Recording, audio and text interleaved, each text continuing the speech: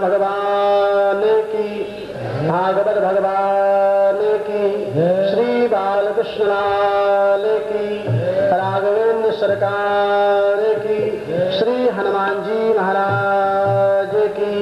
जय जय श्री राम, जय जय श्री राधे, जय जय श्री राधे।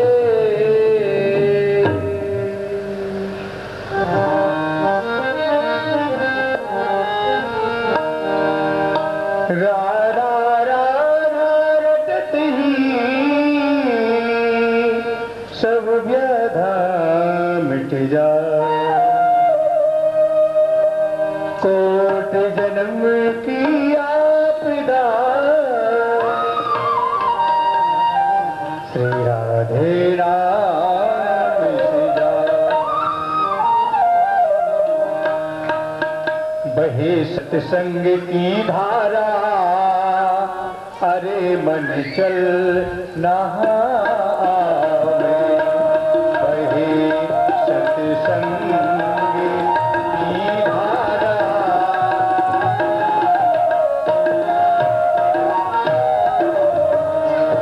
बहे सत्संग की धारा, अरे मन चल नहा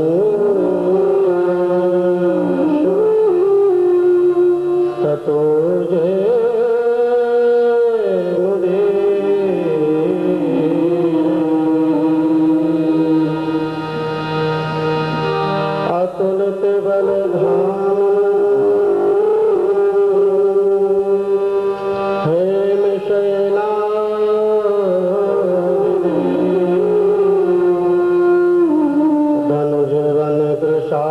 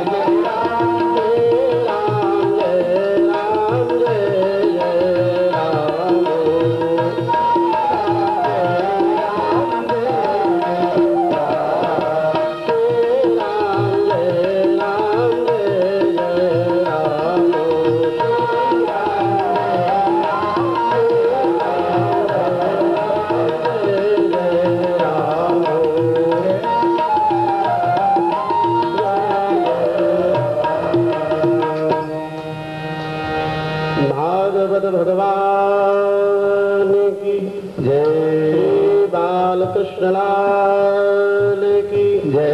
राघवेंद्र सरकार की जय। हनुमान जी महाराज की जय।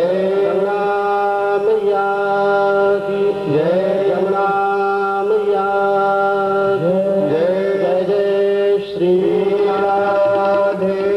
जय जय श्री राधे जय जय श्री राधे कृष्णाय वासुदेवाय हरे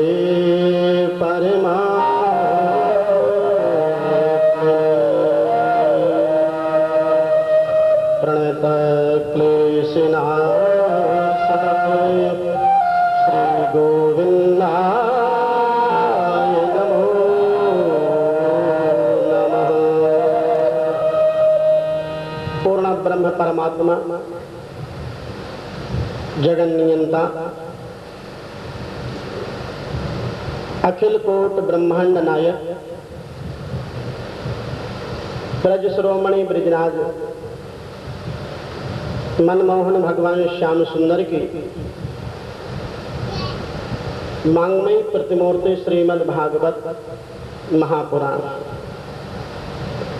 श्रीमद् भागवत सप्ताह ज्ञान महायज्ञ के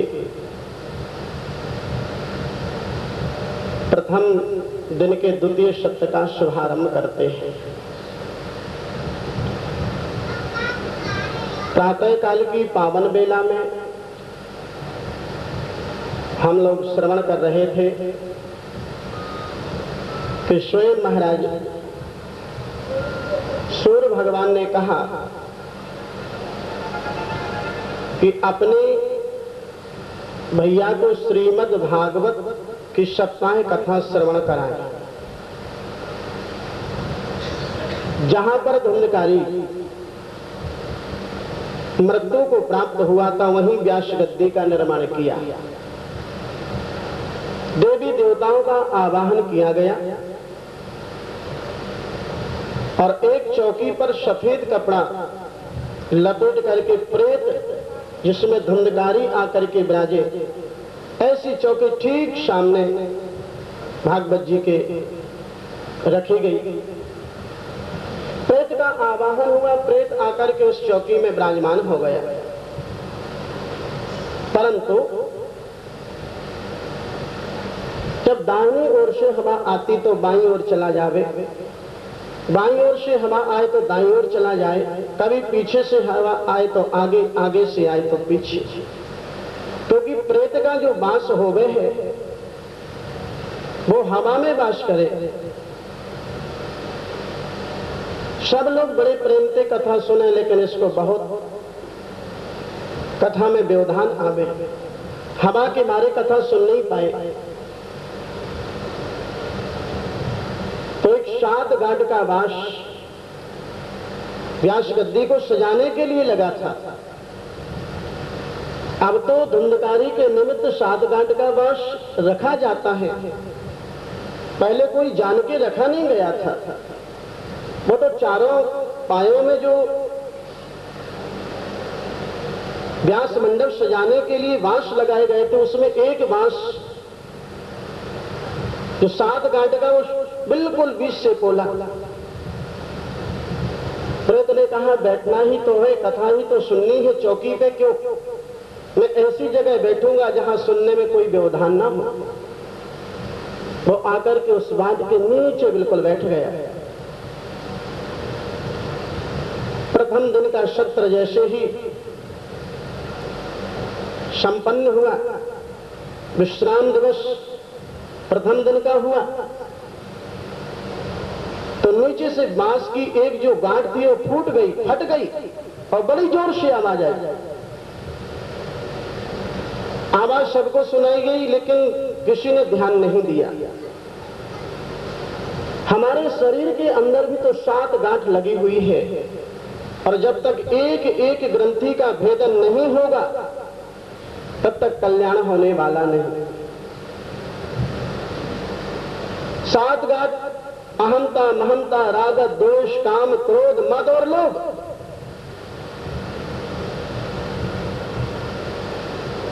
दूसरे दिन का शुभारंभ हुआ, दूसरे दिन की कथा को सुना, समाप्ति पर बांस की दूसरी गांठ। तीसरे दिन की कथा सुनी तो तीसरी बांस की गांठ। इस प्रकार से 7 दिन तक उस बांस के अंदर धुंधकारी ने प्रेत की योनि में भी श्रीमद् भागवत की कथा को श्रवण किया। और पूरी भागवत जब सुनी तो भागवत जी के प्रभाव से ऐसी अलौकिक शक्ति आई कि जो ब्रह्म प्रेत बना था वो तो दूर चला गया, बांस बीच से फट गया, बांस नीचे गिरा और धुंधकारी उसमें से भगवत रूप लेके निकल के बाहर आ गया। बोले भागवत भगवान की जय। धन्या भागवती वार्ता प्रेत पीड़ा विनाशिनी।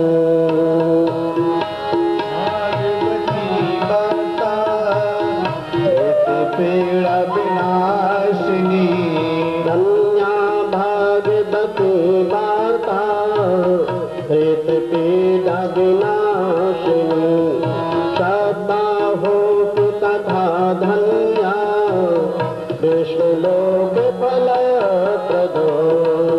सद्बाहो तथा धन्या कृष्ण लोक फल छूट गई और भगवान के दिव्य रूप को धारण करके मानो अजानो बाहु हो गई। श्याम वर्ण की कांति है, घुंघराले बाल है और ऐसा दिव्य रूप धारण करके वो भागवत जी को बार बार वंदन करने लगा, प्रणाम करने लगा। धन्या भागवती वार्ता प्रेत पीड़ा विनाशिनी। भागवत महारानी को धन्य है, मेरे जैसे अधम प्रेत योनि में रहने वाले धुंधकारी का आज उद्धार कर दिया। और जब वंदन करने लगे महाराज धुंधकारी बार बार भागवत जी को,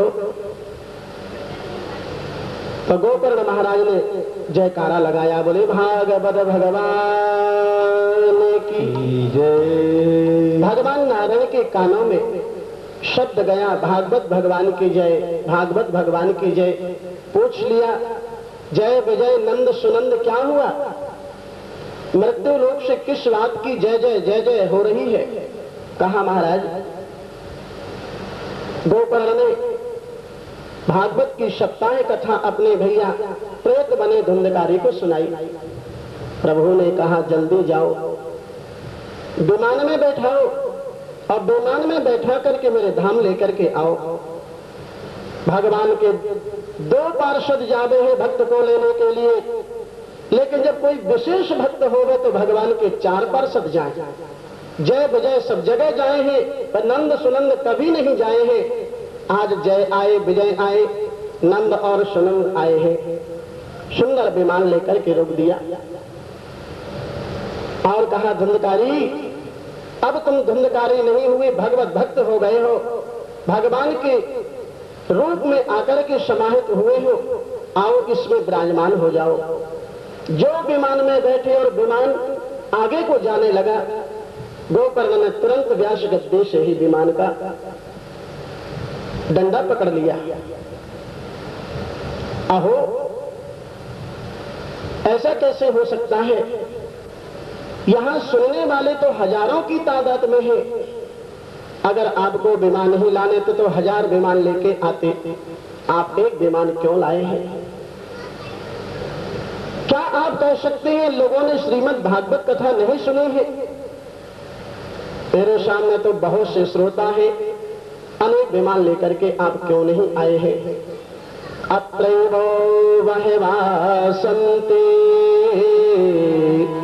श्रोतारो मम निर्मलः आनीतानि विमानानि नातेषां युगपत्कृतो।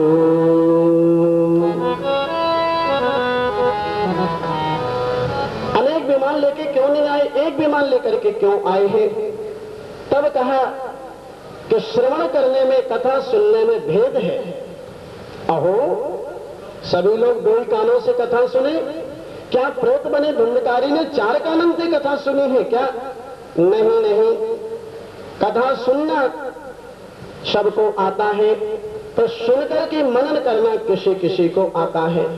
संत डोंगरे महाराज कहा करते, धर्म सम्राट स्वामी करपात्री जी महाराज कहा करते अपने प्रवचनों में, कथा एक बार क्या 1000 बार कथा सुन लीजिए, लेकिन कथा सुनने के बाद जब आचरण नहीं बदलेंगे तो कथा कल्याण करने वाली नहीं।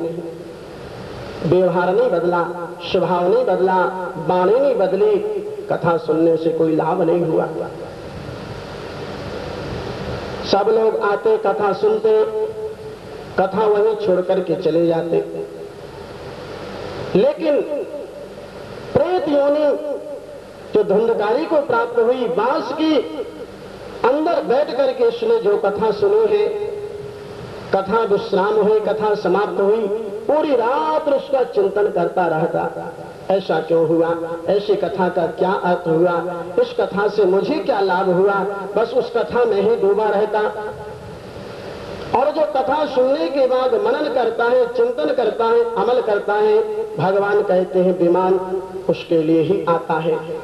सब लोगों ने अपनी गलती का एहसास किया है और अकेले खाली धुंधकारी उस विमान में बैठे हैं और से भगवान के धाम को चले गए। बोले भागवत भगवान आख्यान में तत् परमं पवेदं श्रुतं सकृद्वै विददेह घोरं श्राद्धे प्रयुक्तं पितृतृप्तिमावहे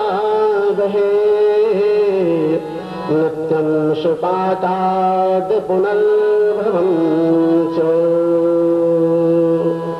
पुनः श्रीमद् भागवत का आयोजन महाराज गोकर्ण ने किया।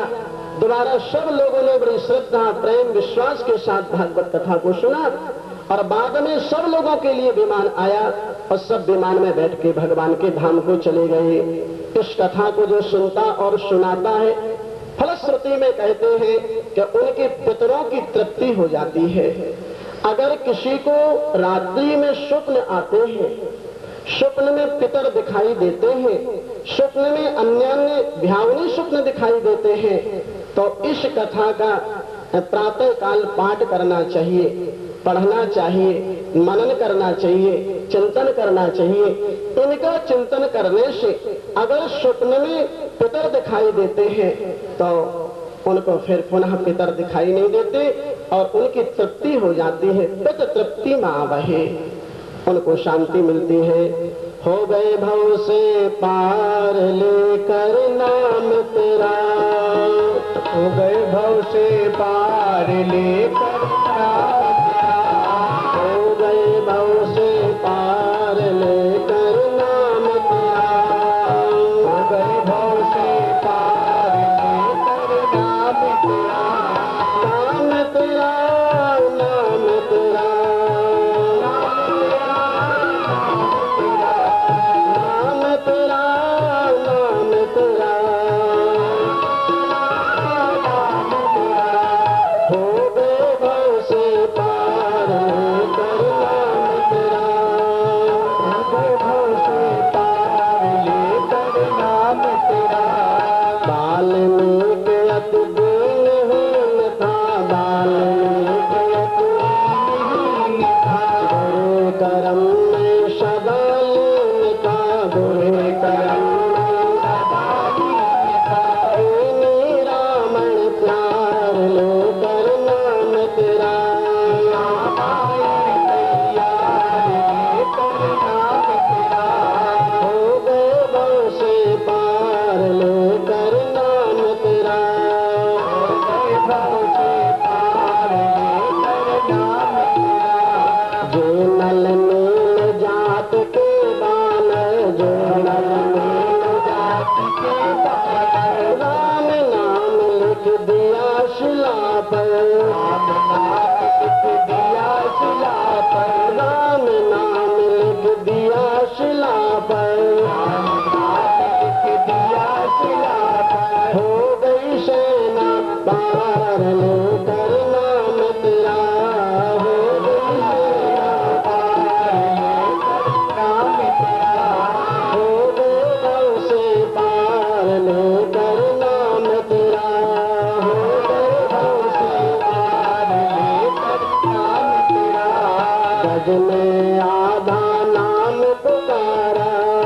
भजने आधा नाम पुकारा, भजने आधा नाम पुकारा, आधा नाम पुकारा, गरुड़ छोड़ कर उसे उबारा, गरुड़ छोड़ के उसे उबारा, ग्राह संहार लेकर नाम तेरा,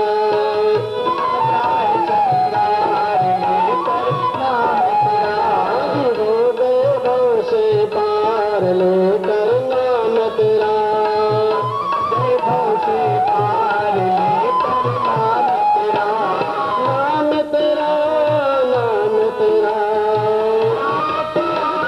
नाम तेरा, नाम तेरा, नाम तेरा, नाम तेरा, हो गए भव से पार लेकर नाम तेरा, हो गए भव से पार लेकर नाम तेरा, जिसको स्वयं तार नहीं पाए, स्वयं तार नहीं पाए, जिसको स्वयं तार नहीं पाए, जिसको स्वयं तार नहीं पाए, राम नाम से मुक्ति पाए, राम नाम से मुक्ति पाए, नाम की महिमा पार लेकर नाम तेरा, नाम की महिमा पार लेकर नाम तेरा, हो गए भव से पार लेकर नाम तेरा, हो गए भव से पार लेकर नाम तेरा, नाम तेरा, नाम तेरा, नाम तेरा, नाम तेरा, नाम तेरा, नाम तेरा, हो गए भव से पार लेकर नाम तेरा, हो गए भव से पार लेकर नाम तेरा। राम नाम भगवान की जय। भगवान शौनक जी ने प्रश्न किया, जो आपने भागवत जी के महात्म का वर्णन किया, हमें मालूम पड़ा कि भागवत क्यों सुननी चाहिए, सुनने से क्या प्राप्त होता है, परंतु भागवत जिसको सुननी है उसके नियम क्या है। भगवान सूत जी महाराज कहते हैं, भागवत दो प्रकार से सुनी जाती है, सकाम भाव से और निष्काम भाव से। हमारे अंदर किसी प्रकार की कोई कामना नहीं है,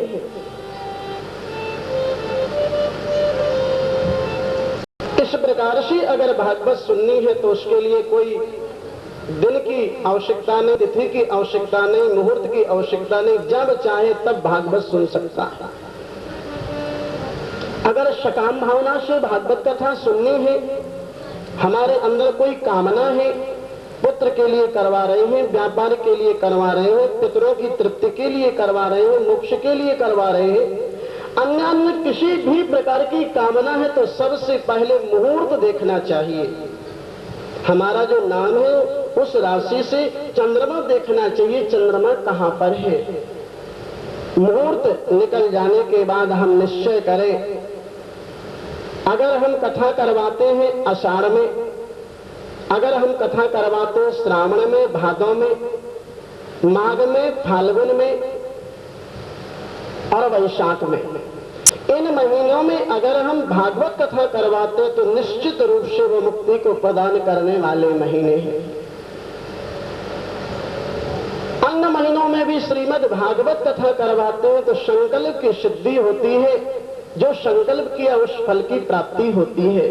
परंतु चैत्र और पूष में श्रीमद् भागवत की कथा सकाम भावना से कभी नहीं श्रवण करनी चाहिए, नहीं करवानी चाहिए। चैत्र पूष विवर्जिता, चैत्र का महीना, लेकिन नवरात्रों को छोड़ करके जो कृष्ण पक्ष के 15 दिन चैत्र के आते हैं उनमें श्रीमद् भागवत सकाम भावना से कभी नहीं करवाए। और पूरे पूष के महीने में सकाम भावना से भागवत की कथा नहीं करवानी चाहिए। बाकी और जो महीने में है वो पूरा का पूरा फल प्रदान करने वाले हैं। भागवत कथा करवाएं इसके पहले, ज्योतिषी के पास जाने के पहले हम अपने ही स्वजन संबंधी परिवार कुटुंब वालों से इसके लिए बहुत अच्छे तरीके से बैठ करके विचार करें, सबकी सम्मति बने तो देशे देशे तथा सेयम बातों प्रेयस्य प्रत्नता। जहां जहां तक अपना परिवार हो, कुटुंब हो, सब लोगों को सूचना करे, सब लोगों को निमंत्रण दे, सब लोगों को बुलवाए और फिर श्रीमद् भागवत की कथा का रस स्वादन करे, रसपान करे। आगंतुका नाम सर्वेशां वासस्थाने कल्पयेत। जो भी दूर से श्रोता आते हैं, अगर उनकी इच्छा है कि हम 7 दिन बैठ करके भागवत कथा सुनेंगे तो उनको रुकने का, भोजन का पूरा प्रबंध करना चाहिए। वासस्थानी परिकल्पित यानी निवास भी दे, शयन करने की व्यवस्था करे, भोजन करने की व्यवस्था करे और विशाला वसुधायत्र कर्तव्यम तत्कथा स्थलम, जहां पर अधिक से अधिक श्रोता बैठ सके, जहां बैठने पर सुख मिले, आनंद मिले, प्रेम मिले, ऐसा स्थान कथा करवाने के लिए चुनना चाहिए। आगे कहा श्रीमद् भागवत का मंडप कदली खंड मंडितम, केले के पत्ते लगा करके तुलसी महारानी का आवाहन करके और दिव्य देवी देवताओं को बुला करके, ब्राह्मणों को बुला करके कम से कम 5 ब्राह्मणों का वर्णन करे। वर्णानाम पंचविप्राणाम, मूल पाठ करने वाले जानकार ब्राह्मण श्रीमद् भागवत के 18,000 श्लोकों का संस्कृत में पाठ करे। ओम नमो भगवते वासुदेवाय इस 12 अक्षर मंत्र का जाप करे, गायत्री का जाप कराए। इस प्रकार से वर्णानाम पंचविप्राणाम कम से कम 5 ब्राह्मणों का वर्णन करे। अगर श्रीमद् भागवत की कथा सुनाने वाला पूरब की ओर मुख करके कथा को कह रहा है, तब प्रधान श्रोता को उत्तर की ओर मुख करके श्रीमद् भागवत कथा का पान करना चाहिए। अगर व्यास भगवान उत्तर की ओर विराजमान होकर के कथा को कह रहे हैं तो प्रधान यजमान को पूरब की ओर मुख करके विराजमान होकर के भागवत कथा श्रवण करनी चाहिए। कहा श्रीमद् भागवत का वक्ता कैसा हो, जो 7 दिन पर्यंत श्रीमद् भागवत की कथा सुनाए। तो विरक्त वैष्णवो विप्रो वेद शास्त्र विशुद्धकृत, वो वैष्णव हो, वो ब्राह्मण हो, वेद शास्त्रों को जानने वाला हो, अनेक धर्म में जो भ्रमण ना कर रहा हो, एक को ही मानने वाला हो, ऐसे के द्वारा रस स्वादन करना चाहिए। और जो श्रोता है वो परीक्षित की भांति 7 दिन पर्यंत काम है, क्रोध है, मद है, लोभ है, मत्सर है और अपने दरवाजे पर अगर शत्रु भी आ जाता है उसको भी छाती लगा करके उसका भी सम्मान करे। कहा महाराज 7 दिन क्या पान करके, क्या सेवन करके कथा को श्रवण करे। भगवान सूत जी महाराज ने कहा बद्धा क्षौरम न कर्तव्य, 7 दिन पर्यंत तक नाखून नहीं काटे, क्षौर कर्म नहीं करे, ब्रह्मचर्य का पालन करे, पत्तों के ऊपर भोजन करे, जमीन पर शयन करे, ब्रह्मचर्य का पालन करे। और 7 दिन वैसे तो भागवत कथा सुनने का नियम आया है, खाली वायु पी करके श्रीमद् भागवत कथा सुननी चाहिए। बोलो बांके बिहारी लाल। हाँ, वायु पीते जाइए, भागवत कथा सुनते जाइए। और महाराज परीक्षित ने तो वायु पी करके भागवत कथा को सुना। भागवत जी में प्रमाण है।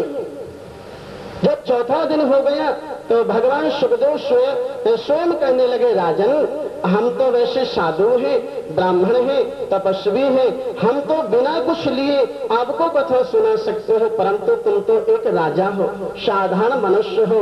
चौथा दिन व्यतीत हो गया, अभी तक तुमने जल भी पान नहीं किया है, इसलिए तुम उठो और जाओ गंगा जल पान करके आओ, पुनः आसन पर बैठ करके फिर कथा सुन।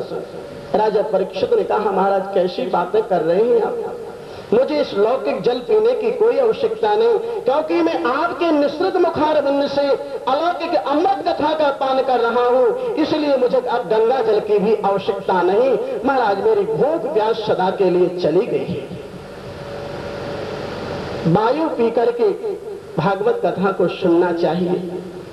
शौनक जी ने कहा, महाराज हम तो सुन लेंगे, लेकिन आगे कलयुग आएगा, उनकी भी सदगति, उनको भी परम धाम की लालसा होगी और कोई कामना होगी, वो कथा कराएंगे तो बताइए वायु पी करके अगर कथा सुनेंगे तो महाराज अस्पताल ही जाना पड़ेगा, इसलिए थोड़ा सरल करिए ना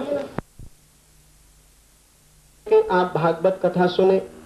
कहा महाराज वायु पी करके 7 दिन घी पी करके, लेकिन बड़ा मुश्किल है महाराज, यहाँ तो डॉक्टरों ने मना किया हुआ है कि आप घी रोटी के ऊपर घी नहीं लगा सकते, तब 7 दिन कैसी कथा श्रवण करें। कहा पयः पानम, आप गौ माता के दुग्ध का पान करें, 7 दिन पर्यंत श्रीमद् भागवत कथा श्रवण करें। लेकिन नहीं महाराज, आप तो ऐसा कुछ नियम बनाए कि साधारण से साधारण व्यक्ति भी ये कह सके कि नहीं मैंने भी नियम पूर्वक श्रीमद् भागवत का रस स्वादन किया है। भोजनम तो वरम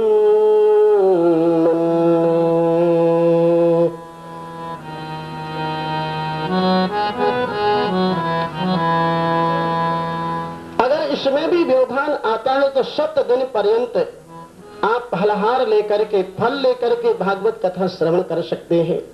अगर इसमें भी व्यवधान आता है तो एक टाइम आप फलहार करें और जब तक भागवत जी की आरती नहीं हो जाए तब तक आप फलहार करें, और जब आरती है जावे है तब संध्या में आप अन्न का पान करें।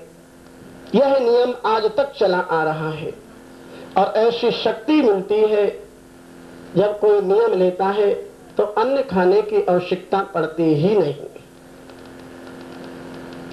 तो इस प्रकार से 7 दिन पर्यंत फल आदि लेकर के, दूध लेकर के श्रीमद् भागवत की कथा श्रवण करें, और जब आरती हो जाए तो प्रसाद पाकर के श्री कृष्ण गोविंद हरे मुरारे, हे नाथ नारायण वासुदेव, भगवान सुखदेव जी का आवाहन करे, देवी देवताओं का आवाहन करे, नित्य ब्राह्मण गौ साधु का पूजन करे।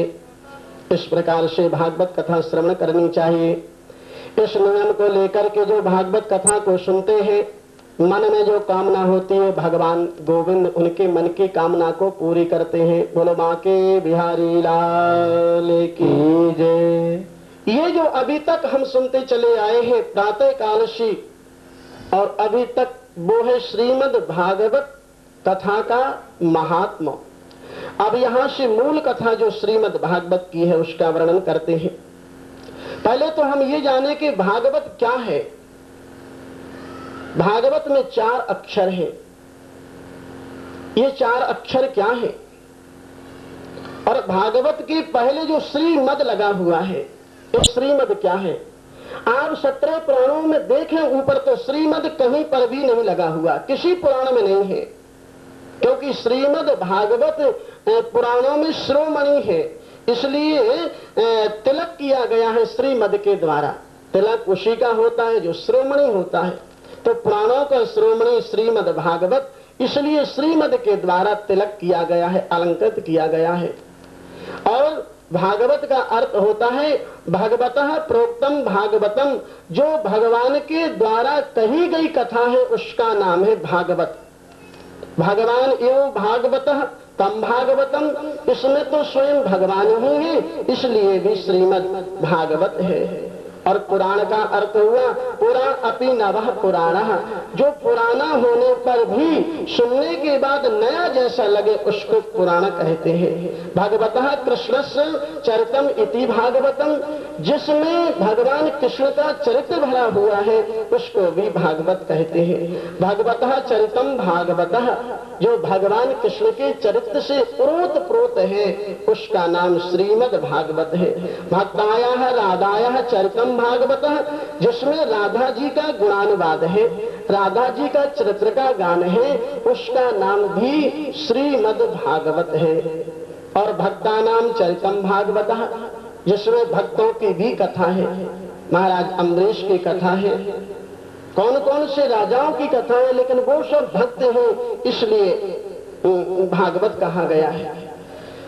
और सीधा सा अर्थ होता है भाके कहे से भाग खुल जात मानो के, गा के कहे से गुमान मिट जात है, वाके कहे से वर्ण हो जात विष्णु से,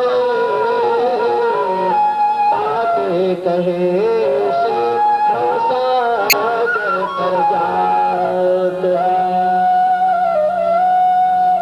आपने भा कहा ना, सबसे पहले कोई पूछेगा भाई कहाँ चले जा रहे, बोले भागवत। भा कहा भाग खुल जाते मानव के, भाके कहे से भाग खुल जाते मानव के।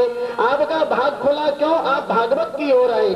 और गा के कहते गुमान गिर जाते है, जो व्यक्ति बिना कुर्सी के नहीं, बिना बेड के नहीं, बिना चारपाई के नहीं बैठ सकता है, लेकिन वो भी व्यक्ति जब आकर के बैठता है तो उसका जो गुमान होता मैं कौन हूँ, कितना बड़ा हूँ, नहीं नहीं मैं कुछ भी नहीं हूँ। अगर सब कुछ है तो वो परमात्मा है। जो गुमान था, जो अभिमान था, जो मिथ्या अभिमान था, वो कथा में आने से दूर हो जाता है। गा के कहते गुमान गिर जाते हैं, वाह के कहे से वर्ण हो जात विष्णु से।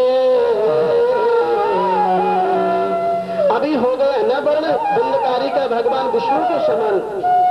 और ता कहा तो ताके कहते ही जीव भाव से पार हो जाता, नाम लेते ही। अब नैमिषारण्य का पुनः यह वर्णन है।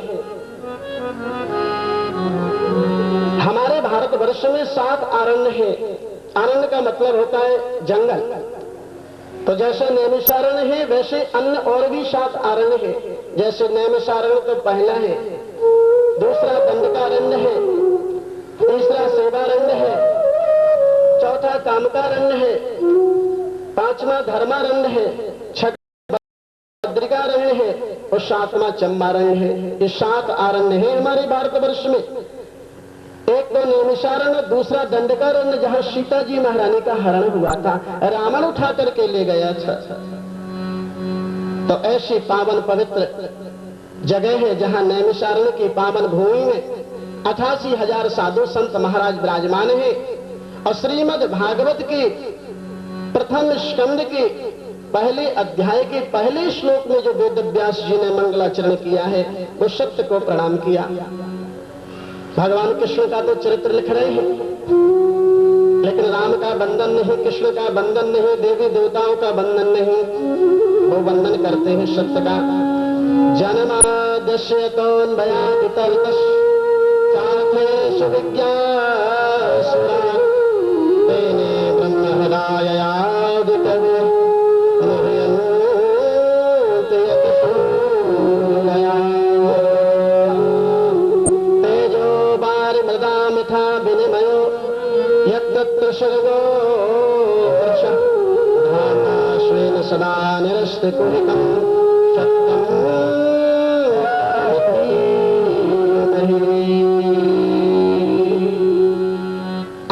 श्लोक को सुने। भागवत जी का पहला श्लोक है। यहाँ सत्य का प्रतिपादन है, सत्य को बंधन है। जन्मादस्य, जो जन्म देने वाला, पालन करने वाला, पोषण करने वाला, अंत में संहार करने वाला, वो परमात्मा कैसा है? अभिज्ञ, ज्ञेय नहीं है, जानने योग्य नहीं है। जानने के लिए तो बड़े बड़े साधु तपस्या करते करते परेशान हो जाते हैं, लेकिन वो परमात्मा को जान नहीं पाते। अरे जानने की बात छोड़िए, उनका नाम भी नहीं मुख में आ पाता है। जाना में